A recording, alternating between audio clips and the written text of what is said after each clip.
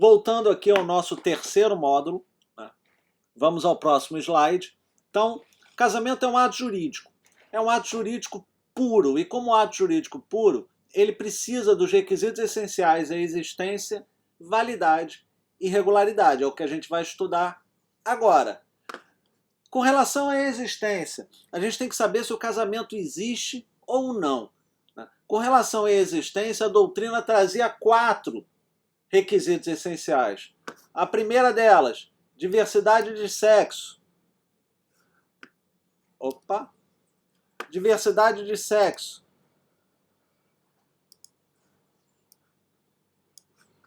A segunda, celebração. A terceira, realizada perante autoridade competente.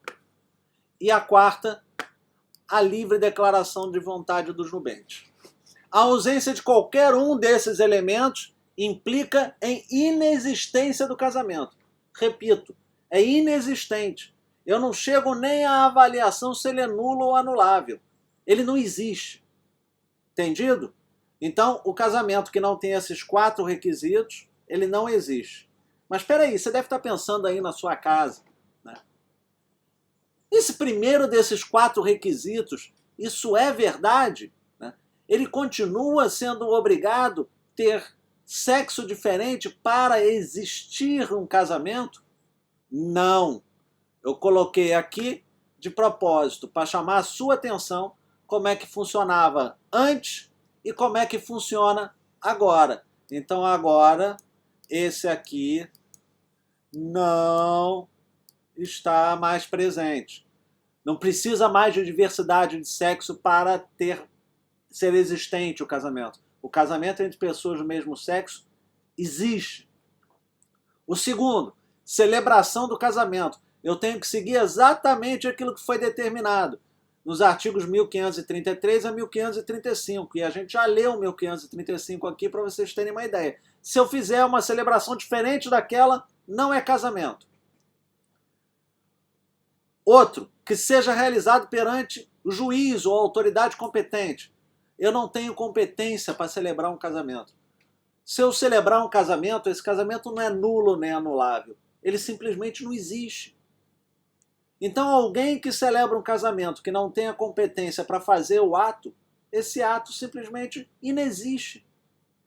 E o último, desculpe, a declaração de vontade dos nubentes que tem que ser livre. A declaração não pode ter mácula. E aqui no fim, a gente vê que casamento inexistente ele não pode ser sanado, né? Não tem ratificação. O Washington de Barros Monteiro fala, ele é o nada e não se confirma o que não existe.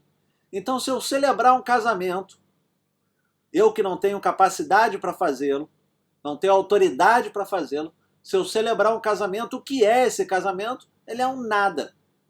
Pode ser união estável, pode ser outra coisa, mas casamento não é.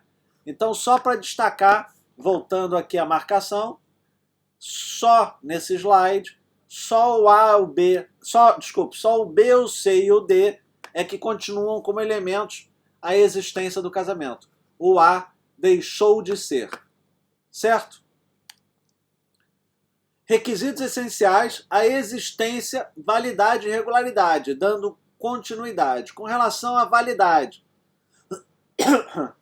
desculpe mais uma vez e não se preocupe porque eu não estou com coronavírus. Essa tosse é de alguma alergia agora, porque talvez a secura da garganta, porque eu já estou em casa há mais de 14 dias e ninguém aqui tem efeito nenhum, por enquanto.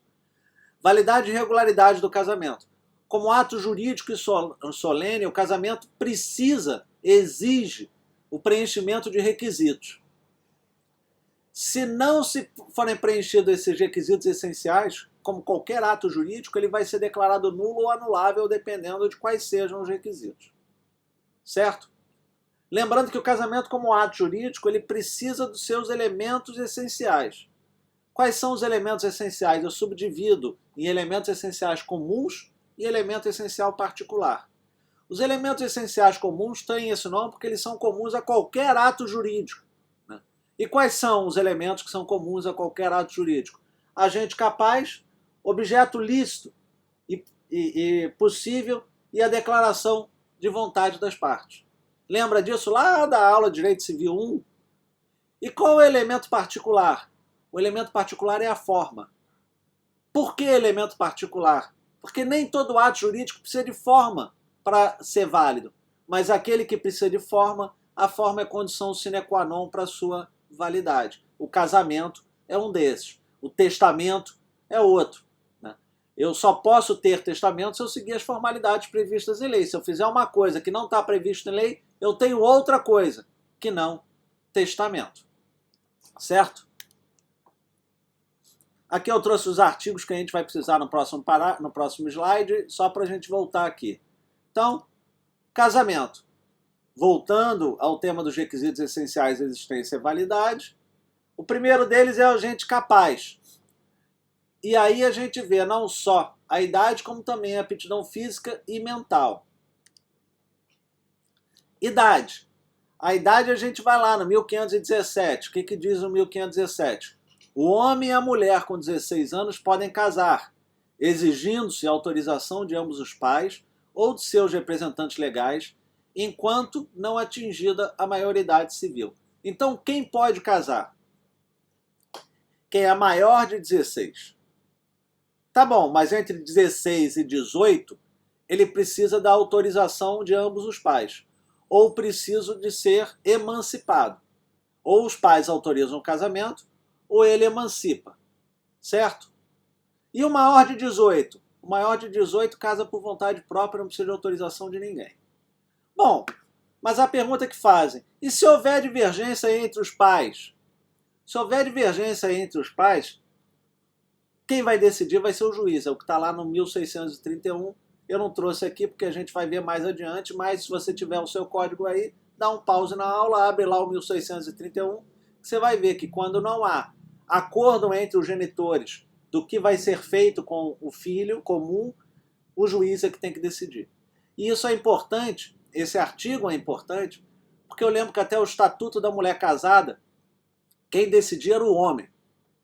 A partir do Estatuto da Mulher Casada, a mulher passou a poder opinar, mas a última palavra era do homem. E essa questão só mudou com o advento do Código Civil de 2002 e 2003. Tá certo? Vamos continuar? Então,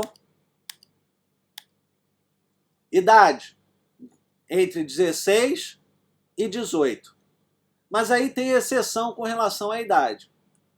O menor de 16 pode casar? O menor de 16 pode casar? E olha o que diz o 1520. Excepcionalmente será permitido o casamento de quem ainda não alcançou a idade núbil para evitar a imposição ou cumprimento de pena criminal ou em caso de gravidez. Esse artigo tem algumas questões que são interessantes. Primeiro é o grande machismo arraigado na lei. Né? Minha filha, se for deflorada e se você assumir a tua responsabilidade e casar com ela, tudo bem, não tem problema ter sido estupro de vulnerável. Olha só que absurdo. Né? Desde que fique grávida ou para não ter cumprimento de pena. É óbvio que num país como o nosso, de altos casos de violência sexual contra a criança, esse artigo não podia mais continuar. E então, em abril do ano passado, em abril de 2019, ele foi revogado e passou a ter a seguinte redação: não será permitido, em qualquer caso, o casamento de quem não atingiu a idade núbil, observado o disposto no artigo 1517. Então, a partir de abril de 2019, não se permitiu mais, em razão do grande número de violência sexual contra crianças, não se permitiu mais o casamento de quem é menor de 16, mesmo se tiver grávida. Entendido? Então preste atenção que o seu Código Civil, se não for novo, se seu livro não for novo, vai estar trazendo a redação do 1520 antigo. Então preste atenção que houve uma alteração legislativa. Bom, outra questão, capacidade física ou mental. O casamento contraído pelo enfermo mental, ele é nulo. Artigo 1548. Será? O artigo 1548, inciso 1, efetivamente traz as duas condições para o casamento ser declarado nulo. O inciso 1 é a questão da capacidade mental.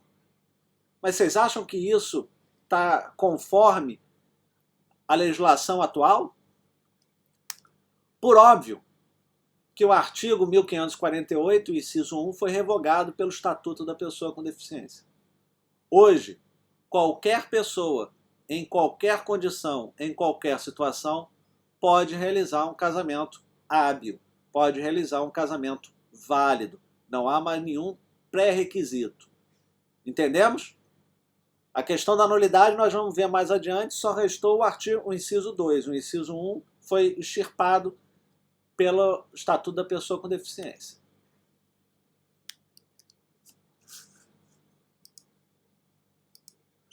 Eu vou interromper agora a aula e volto depois.